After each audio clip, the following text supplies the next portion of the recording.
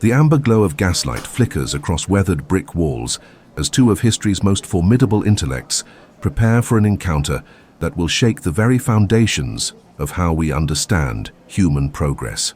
Tonight, in this smoky corner of a Berlin tavern, Georg Wilhelm Friedrich Hegel and Friedrich Nietzsche will clash over one of philosophy's most enduring questions. Does history unfold according to reason's grand design, or does it stumble forward through pure chaos and will? The year could be any year, the place could be anywhere, because the ideas these men represent transcend time and geography. They speak to something fundamental about how we see ourselves, our past, and our future. Are we part of some greater rational unfolding, or are we simply creating meaning from meaningless struggle?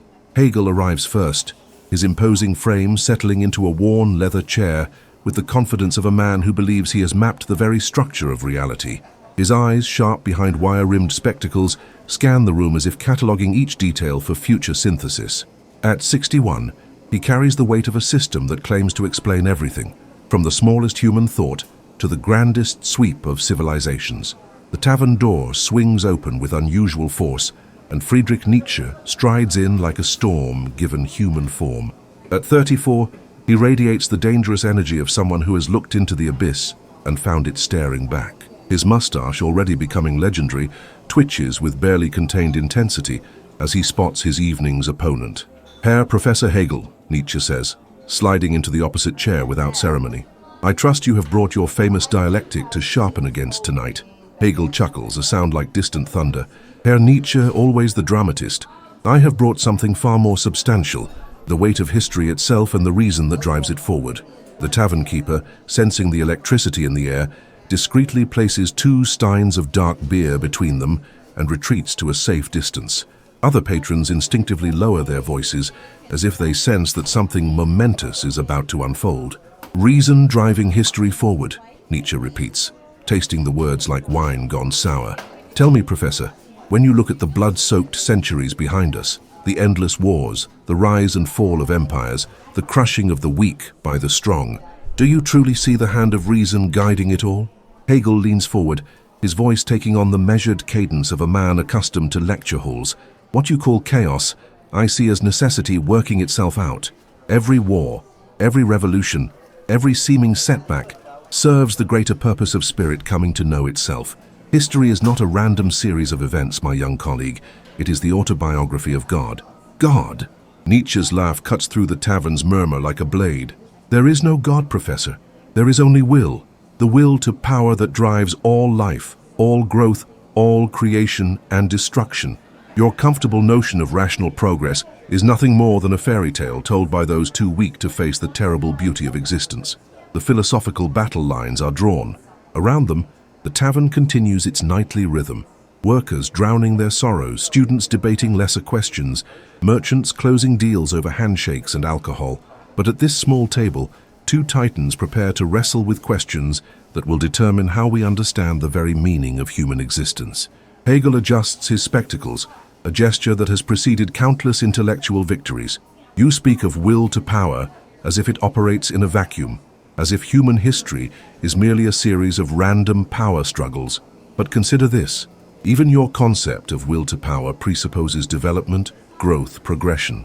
The very fact that you can articulate such ideas proves that spirit has evolved to the point where it can examine its own nature. Or," Nietzsche counters, his eyes blazing with conviction, "it proves that some individuals have the strength to create values where none existed before. Your spirit is a comforting illusion, a way to make sense of senselessness. But what if I told you that the chaos itself is more beautiful, more honest, more alive than any rational system? The stage is set for a confrontation that will explore the deepest questions of human existence. Does our history reveal a hidden logic, a rational progression toward freedom and self-awareness? Or is it a magnificent, terrible dance of power and creativity, signifying nothing beyond the strength of those who dare to create meaning from meaninglessness?" As these 2 intellectual giants prepare for battle, the very foundations of how we understand progress, meaning, and human destiny hang in the balance. Their words will echo through time, shaping how generations view the grand sweep of human history. The debate begins now. The atmosphere in the tavern grows thick with intellectual tension as Hegel begins to unfold his vision of history as a rational process. His voice carries the authority of someone who has spent decades constructing a philosophical system of breathtaking scope and ambition. "Let me paint you a picture, Herr Nietzsche," Hegel begins, his hands moving expressively as he speaks. "Imagine history not as a series of random events, but as a grand conversation, a dialectical process where each age poses questions that the next age must answer. Every civilization, every great historical movement, represents spirit's attempt to understand itself more completely." Nietzsche takes a long drink of his beer, his expression skeptical but attentive.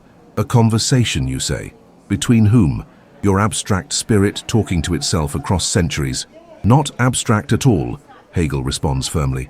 "Spirit manifests itself through real human beings, real societies, real conflicts. Consider the ancient Greeks. They gave us the concept of individual freedom, but it was limited to a few citizens while masses remained enslaved. This contradiction demanded resolution. Rome expanded the idea of citizenship, but lost the Greek sense of individual excellence. Christianity introduced universal human dignity, but separated it from worldly affairs. Each stage preserves what was valuable from before while transcending its limitations." The professor leans back, clearly warming to his theme. "This is not mere historical accident, my friend. It is necessity, working itself out through human consciousness. Each civilization carries within itself the seeds of its own transformation because it contains contradictions that demand resolution." Nietzsche's eyes narrow. "So you would have us believe that when Caesar crossed the Rubicon, when Napoleon marched across Europe, when the strong conquered the weak throughout history, all of this was somehow reasonable? That suffering and domination serve some higher purpose?" "Precisely," Hegel says without hesitation, "but not in the crude sense you suggest. The great figures of history, your Caesars and Napoleons, they are not mere conquerors. They are world historical individuals, unconscious servants of spirit's development. Caesar did not simply destroy the Roman Republic. He created the conditions for a new form of political organization. Napoleon did not merely wage war. He spread the ideals of the French Revolution across Europe, advancing the cause of human freedom." The tavern's background noise seems to fade as other patrons sense the gravity of what is being discussed. A group of university students at a nearby table has stopped their own conversation, straining to catch fragments of this philosophical duel. "You see," Hegel continues, "what appears as chaos and conflict is actually the negative work that spirit must perform to advance. Contradiction is not a flaw in the system. It is the engine that drives development forward. When a civilization reaches the limits of its current form, internal tensions force it to evolve or perish." Nietzsche sets down his stein with deliberate force. "But, Professor, you are making the terrible assumption that all this development leads somewhere, that there is some final goal, some ultimate rational state toward which history moves. What if you are wrong? What if there is no destination, no final synthesis?" "Ah, but there must be," Hegel insists, his voice rising with passion. "The very fact that we can sit here, two rational beings discussing the nature of rationality itself, proves that spirit has achieved a level of self-awareness unprecedented in history. We live in an age where freedom is not merely the privilege of a few, but recognized as the fundamental right of all human beings. This is not accident. It is the logical outcome of centuries of dialectical development. Freedom," Nietzsche's voice carries a dangerous edge. "What you call freedom, I call domestication. Your rational state, your synthesis, it sounds to me like the victory of the herd, the triumph of mediocrity over excellence. You speak of contradictions being resolved, but what if contradiction is what keeps life vital? What if your rational harmony is simply death by another name?" Hegel straightens in his chair, recognizing the fundamental challenge to his entire worldview. "You misunderstand the nature of synthesis, Herr Nietzsche. When contradictions are resolved, we do not lose vitality. We gain true freedom. The primitive freedom of the savage, who acts on impulse without understanding, is mere license. True freedom comes when one acts according to reason, when one's will aligns with universal principles." "Universal principles," Nietzsche laughs, but there is no humor in it. "Whose principles? Who decided what counts as rational, what counts as progress? You speak as if your logic exists somewhere in the heavens, but it is simply the prejudice of your age dressed up in philosophical clothing. The confrontation is deepening, moving beyond mere academic disagreement toward something more fundamental. Hegel's systematic rationalism faces its most dangerous challenger, not another system, but the claim that all systems are ultimately expressions of will rather than discoveries of truth. Consider the French Revolution, Hegel presses on, trying to demonstrate his point through concrete historical example. It began in chaos, terror, seemingly senseless violence. But from that apparent madness emerged the declaration of the rights of man, the modern constitutional state, the recognition that political authority must be based on rational consent rather than mere tradition. The very chaos you celebrate gave birth to rational institutions, or, Nietzsche counters, strong individuals imposed their will on circumstances and called the result reasonable. Robespierre did not discover universal principles. He created them through sheer force of conviction. Your rational state is simply the crystallization of particular wills that happened to triumph. The philosophical battle is intensifying, with each thinker revealing the deepest assumptions that underlie their understanding of human existence and historical development. Nietzsche leans forward now, his intensity filling the space between them like a physical force. The gaslight flickers across his angular features as he prepares to unleash his vision of history as pure, creative chaos, driven not by reason, but by the fundamental force he calls will to power. Let me tell you what I see when I look at history, Professor. Nietzsche begins, his voice dropping to an almost hypnotic register. I see life, raw, beautiful, terrible life expressing itself through power, creativity, and destruction. Your comfortable notion of rational progress blinds you to the magnificent brutality of existence. He gestures broadly, as if trying to capture the entire sweep of human experience. When Alexander conquered the known world, was he following some rational plan of spirit?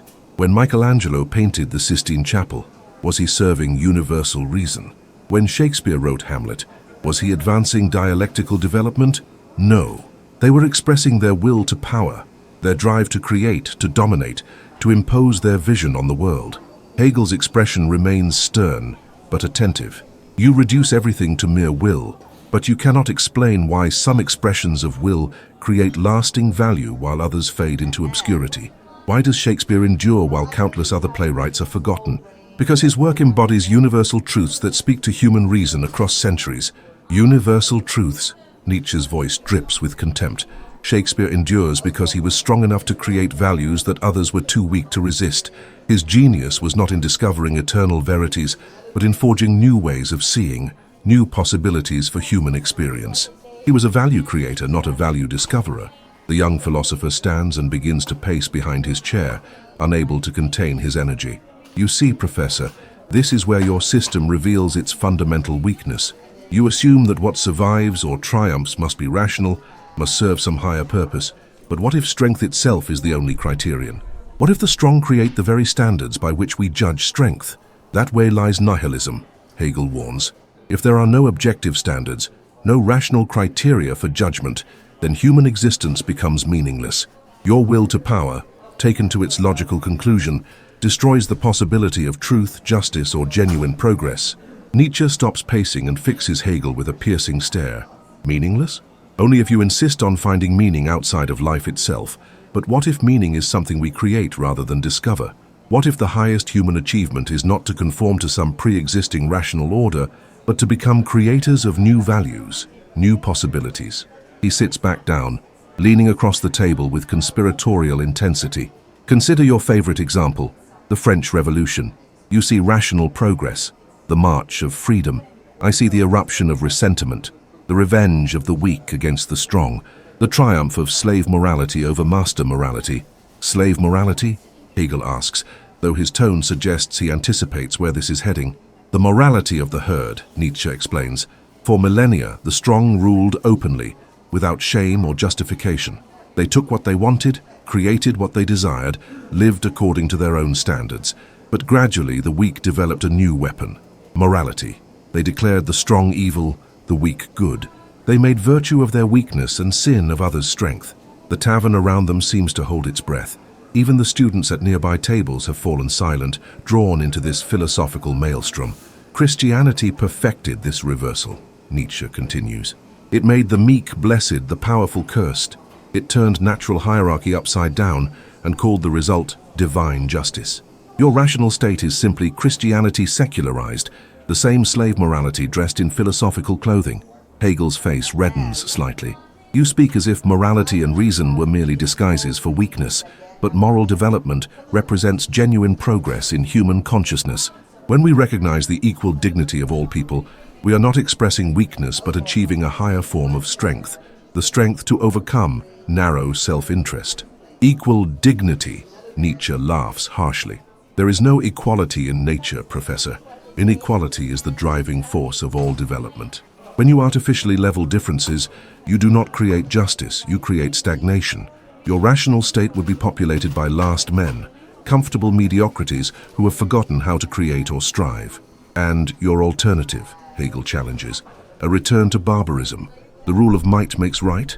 No, Nietzsche says, suddenly quieter but more intense. Something far more dangerous, the emergence of higher men who create their own values beyond good and evil. Individuals strong enough to live without the comforting lies of objective morality or rational progress. Artists of existence who sculpt meaning from meaninglessness. The philosophical gulf between them yawns wider. Hegel sees history as the rational development of human freedom through dialectical progression. Nietzsche sees it as the creative expression of will to power, where the strong impose meaning on a fundamentally chaotic existence. But tell me, Hegel presses, if there are no objective standards, how do you distinguish between the creative will of a Shakespeare and the destructive will of a tyrant? Without rational criteria, do we not lose all basis for moral judgment? Nietzsche smiles, and there is something both beautiful and terrible in the expression. We distinguish by aesthetic criteria, by the beauty, depth, and creative power of the values produced. A tyrant destroys to satisfy petty desires. A genuine creator destroys to make room for something new and magnificent. The difference is not moral, but artistic. Then you make existence into pure aesthetics, Hegel responds. But aesthetics without ethical grounding becomes mere subjectivism. Your higher men could justify any atrocity as creative expression, and your rational system has justified countless atrocities as necessary steps in spirit's development, Nietzsche counters. At least my aesthetics is honest about its basis in power. Your reason is simply will to power in disguise, pretending to objective authority it does not possess. The confrontation is approaching its critical point, where fundamental assumptions about the nature of truth, morality, and human destiny must be examined.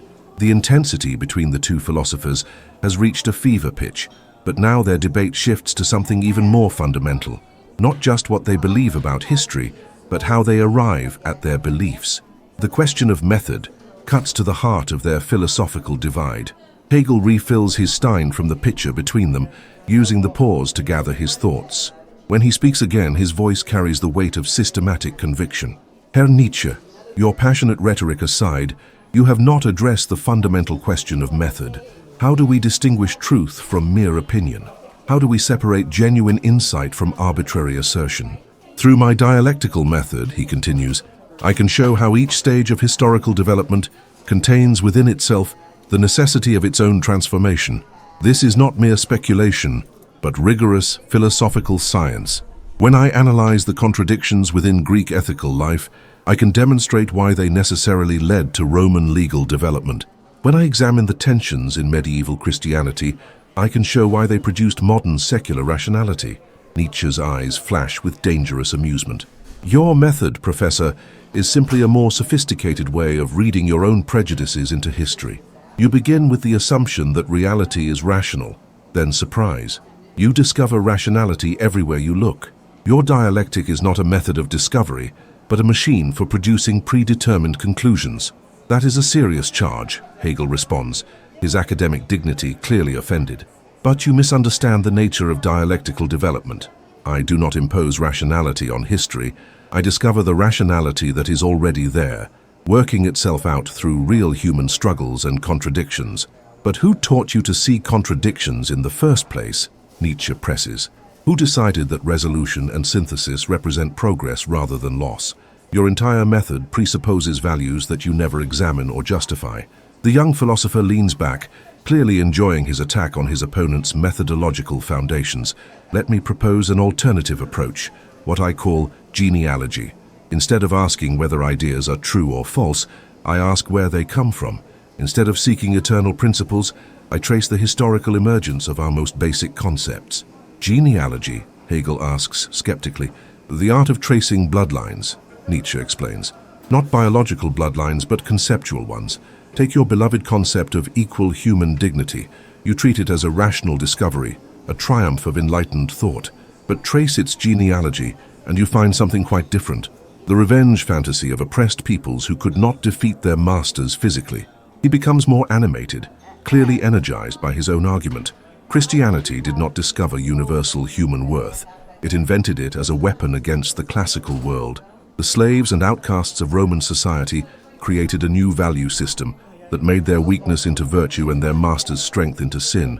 Your rational state simply institutionalizes this slave revolt in morality. Hegel straightens, his systematic mind working to address this challenge. But even if you can trace the historical origins of an idea, that does not refute its truth content. The fact that oppressed peoples developed concepts of universal dignity does not prove those concepts false. It might simply show that oppression creates conditions where truth can finally be recognized. Yeah, but you miss the deeper point. Nietzsche counters, there is no truth content separate from the conditions of its emergence. Truth is not discovered. It is created by particular types of human beings serving particular needs. Your universal concepts are simply the successful imposition of certain human, all too human perspectives. The methodological debate reveals something crucial about their fundamental orientation toward knowledge itself. Hegel seeks to uncover the rational structure that underlies apparent chaos. Nietzsche seeks to expose the will to power that creates the illusion of rational structure. Consider your own method more carefully, Nietzsche continues. When you perform dialectical analysis, what are you really doing? You are imposing a particular interpretive framework that makes everything fit into patterns of contradiction and resolution. But what if reality does not actually conform to such patterns? What if your method creates the very rationality it claims to discover? Hegel shakes his head firmly. That would reduce all knowledge to mere subjectivity. If there are no objective rational patterns, then we cannot distinguish between valid and invalid interpretations. Your genealogical method itself would have no more authority than any other arbitrary perspective. Exactly, Nietzsche exclaims with evident satisfaction. Now you begin to see the terrible freedom of existence. There are no authorities beyond those we create through our own strength. Genealogy does not claim objective truth. It claims the power to create new possibilities for understanding. But that is philosophical suicide, Hegel protests. If all interpretations are equally valid, then none are valid. If all values are merely created rather than discovered, then we lose all basis for distinguishing between justice and injustice, truth and error, progress and decline. We lose all basis except aesthetic power, Nietzsche corrects. The question becomes not which interpretation is true, but which interpretation creates more interesting, more beautiful, more life-affirming possibilities. Your dialectical method produces comfortable systemicity, but kills the creative vitality that makes life worth living. The tavern keeper approaches their table, clearly concerned about the late hour and the intensity of their discussion, but both philosophers wave him away without breaking their philosophical lock. You accuse my method of killing vitality, Hegel responds. But what does your genealogy actually produce? Skepticism, relativism, the destruction of all shared standards. How does that enhance life? By freeing us from the tyranny of false absolutes, Nietzsche answers. When people realize that their most sacred values are human creations rather than divine commands or rational necessities, they become capable of creating new values. They move beyond the slavish repetition of inherited patterns toward genuine creativity. Or, Hegel counters, they fall into nihilistic despair when they realize that nothing they believed was ultimately grounded. Your method leads not to creativity but to paralysis, the paralysis of those who no longer know what to believe or how to act. Only for the weak, Nietzsche says with cold precision. The strong will use their freedom to become value creators, artists of existence. The weak will indeed despair, but their despair is not my concern. I write for the few who have the strength to live in a world without guarantees. The methodological debate has revealed the deepest philosophical chasm between them. Hegel's dialectical method seeks to demonstrate the rational necessity underlying historical development. Nietzsche's genealogical method seeks to expose the contingent power relations that create the illusion of rational necessity. As the evening reaches its climax, both philosophers recognize that their debate has arrived at the most crucial question of all. What does it mean to be free? Their entire disagreement about history, reason and method ultimately depends on how they understand human freedom and its possibilities. The tavern has grown quieter around them, with most patrons having departed into the Berlin night. The flickering gaslight casts long shadows across their faces as they prepare for what both sense will be the decisive exchange of their intellectual duel. Hegel breaks the momentary silence, his voice carrying the weight of a lifetime spent contemplating the nature of human liberation. All of our disagreements, Herr Nietzsche, ultimately come down to this question: what is genuine freedom? You mock my rational state, but you have not offered a coherent alternative vision of how human beings can achieve true liberation. I offer something far more radical than your comfortable bourgeois freedom, Nietzsche replies, his eyes burning with conviction. I offer the freedom to create oneself completely, to become what one is without reference to external authorities or universal principles. But that is not freedom, Hegel insists. That is merely license, the arbitrary expression of individual will. True freedom requires understanding and willing the rational principles that govern human existence. One is free, not when one acts on random impulse, but when one acts according to laws one has given oneself as a rational being. Nietzsche's laugh cuts through the tavern's quiet atmosphere. Laws one has given oneself, but who is this self that gives laws? You speak as if there were some pre-existing rational essence that determines what we ought to will. I say there is no such essence. The self is something we create through our own acts of willing. The fundamental disagreement crystallizes around the nature of selfhood itself. For Hegel, the self discovers its true nature through rational development. For Nietzsche, the self creates its nature through acts of creative willing. Consider the implications of your position, Hegel presses. If the self is merely self-created, then there can be no genuine moral obligations, no authentic relationships with others, no real community. Your radical individualism destroys the very foundations of human society. It destroys false foundations, Nietzsche corrects, in order to make room for authentic ones. Your moral obligations are simply the internalized commands of the herd. Your relationships with others are mediated by abstract universal principles rather than genuine affection or admiration. Your community is a collection of interchangeable units rather than a gathering of unique individuals. Hegel leans forward, his systematic mind working to expose what he sees as a fundamental contradiction in Nietzsche's position. But you cannot consistently maintain radical individualism. Even your concept of the Übermensch implies standards for distinguishing higher from lower forms of human existence. Where do these standards come from, if not from rational reflection on the nature of human excellence? They come from life itself, Nietzsche responds without hesitation, from the creative power that expresses itself through exceptional individuals. The Übermensch does not conform to pre-existing standards. He creates new standards through the magnificence of his own existence. Then you make power the only criterion, Hegel argues, but power without rational limits becomes mere domination. Your higher men would be indistinguishable from tyrants who impose their arbitrary will on others. Not arbitrary will, Nietzsche insists, but creative will. The difference is crucial. A tyrant seeks to preserve existing power relations, to maintain his dominance within established hierarchies. The Übermensch seeks to create new values, new possibilities for human existence. He is an artist whose medium is life itself. The debate has reached its most dangerous territory, the question of whether human excellence can exist without moral constraints, whether creativity can justify the destruction of traditional ethical boundaries.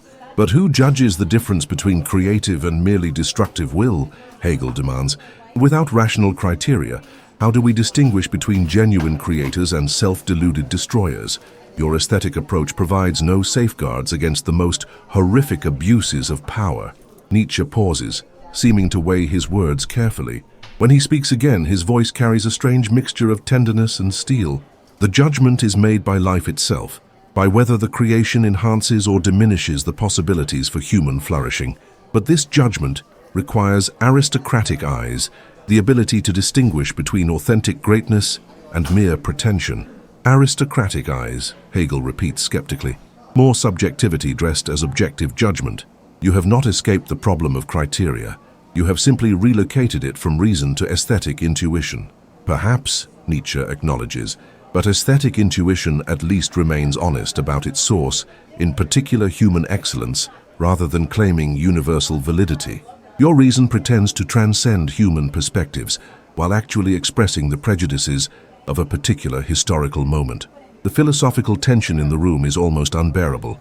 These two giants of thought have pushed each other to the very limits of their respective visions, exposing the deepest assumptions about human nature, freedom, and the possibility of progress. "Let me pose a final question," Hegel says, his voice dropping to an almost whisper. "If you are right, if there are no rational principles, no objective moral truths, no genuine progress, then what hope is there for human beings? What prevents existence from becoming a meaningless struggle of competing wills?" Nietzsche's response comes without hesitation, but with a gravity that transforms the atmosphere around them. The hope lies precisely in the absence of external guarantees. When human beings realize they must create their own meaning, their own values, their own purposes, only then do they become truly responsible for their existence. Only then do they become capable of genuine greatness. Or genuine despair, Hegel counters quietly. Yes, Nietzsche agrees. The two possibilities stand together. But those with the strength to affirm existence without external justification, they become something new in human history. They become self-creating beings who need no gods, no rational systems, no universal principles to justify their existence. The confrontation has reached its ultimate point. Two fundamentally different visions of human possibility facing each other across an unbridgeable philosophical chasm. The gaslight burns lower now, casting the tavern in deeper shadows as these two titanic intellects approach the end of their epic confrontation. The weight of everything they have discussed hangs heavy in the air between them. Questions of reason and chaos, freedom and necessity, creation and discovery that will echo through the centuries long after this night has ended. Hegel sits back in his chair, the confidence he brought to this encounter somewhat shaken by the sustained assault on his philosophical foundations. Yet his voice retains its measured authority as he attempts a final synthesis of their debate. "Herr Nietzsche, you have forced me to confront the darkest implications of your philosophy, and I confess that your questions trouble me more than I expected. But I cannot abandon my fundamental conviction that human history reveals a rational progression toward greater freedom and self-awareness." He pauses, choosing his words with unusual care. Perhaps the truth lies not in choosing between reason and will, but in recognizing that what you call will to power is itself a form of reason, the reason of life expressing itself through creative development. Your Übermensch may simply be spirit's highest achievement, the point where self-consciousness becomes fully creative and self-determining. Nietzsche listens intently, recognizing in Hegel's words a genuine attempt to bridge their philosophical divide. But when he responds, his voice carries the uncompromising clarity of someone who has seen too deeply into the abyss to accept comfortable reconciliations. "Professor, your attempt at synthesis honors the dialectical method you have spent your life perfecting. But some oppositions cannot be resolved through higher unity. Either history is rational or it is not. Either values are discovered or they are created. Either human beings serve universal principles or they create their own purposes." He leans forward one final time, his intensity undimmed by the long night of debate. "I appreciate your willingness to see will to power as a form of reason, but that misses the essential point. Will to power is not reason disguised. It is what creates the illusion of reason. What you call rational development is simply the successful imposition of certain human perspectives over competing alternatives." The tavern keeper approaches again, this time with obvious intent to close for the evening. Both philosophers glance at him, suddenly aware of how long they have been locked in intellectual combat, but neither is ready to concede or compromise. "Then we remain at an impasse," Hegel says, though his tone suggests more sadness than defeat. "You see creative chaos where I see rational development. You see arbitrary willing where I see necessary progression. Perhaps future generations will determine which of us better understood the nature of human existence. Perhaps," Nietzsche agrees, "but I suspect the question itself will be transformed by individuals we cannot yet imagine, creators who will make both our philosophies seem quaint and limited. The highest human beings do not settle old debates. They create new problems that make previous questions irrelevant." As they prepare to part ways, both philosophers seem to recognize that their debate has touched something fundamental about the human condition. They have not merely disagreed about abstract philosophical principles, but about the very meaning of existence itself.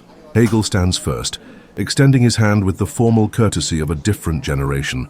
"Whatever our disagreements, Herr Nietzsche, I respect the passion and intelligence you have brought to these questions. Even if I cannot accept your conclusions, you have forced me to examine my own assumptions more carefully. Nietzsche rises as well, accepting the handshake with unexpected warmth. And you, Professor, have shown me that systematic thinking need not be mere academic exercise. Your commitment to finding meaning in history, even if I reject your method, represents a noble human impulse.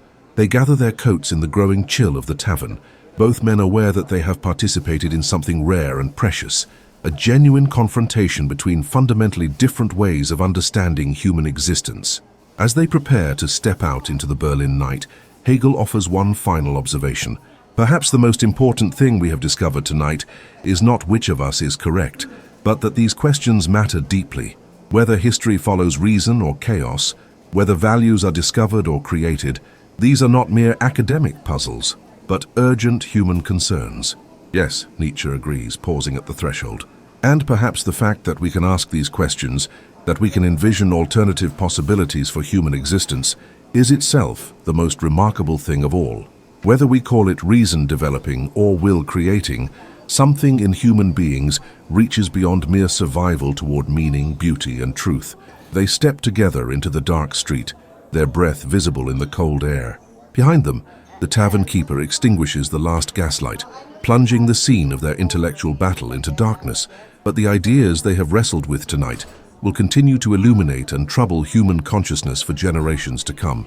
Walking in opposite directions through the empty streets, both philosophers carry with them the weight of their confrontation. Hegel, shaken but not defeated, will return to his study to refine his understanding of how reason works itself out through history. Nietzsche, energized by the combat, will continue developing his genealogical method and his vision of human self-creation. Their debate ends without resolution, because the questions they have explored admit of no final answers. Does history follow reason or chaos? Are human beings discoverers of truth or creators of value? Can freedom exist without universal principles, or does radical creativity necessarily destroy the foundations of genuine community? These questions remain alive and urgent today, because they touch the deepest concerns of human existence. In our own historical moment, as we struggle with rapid technological change, cultural fragmentation, and the erosion of traditional certainties, the debate between Hegel and Nietzsche continues to matter. We are still asking whether our story makes sense, whether our values have solid foundations, whether progress is real or illusory. The weight of choice remains with us, the choice between seeing ourselves as participants in a rational historical process or as creators of our own meaning in a fundamentally chaotic universe. Neither philosopher has definitively settled the question, but both have enriched our understanding of what is at stake in how we answer it. As the echoes of their debate fade into the night, we are left with the recognition that philosophy at its best does not provide comfortable answers, but forces us to confront the most difficult questions about who we are and what we might become. The conversation between reason and will, between systematic thinking and creative rebellion, continues in every generation, and the future of human consciousness may depend on how thoughtfully we engage with these eternal challenges.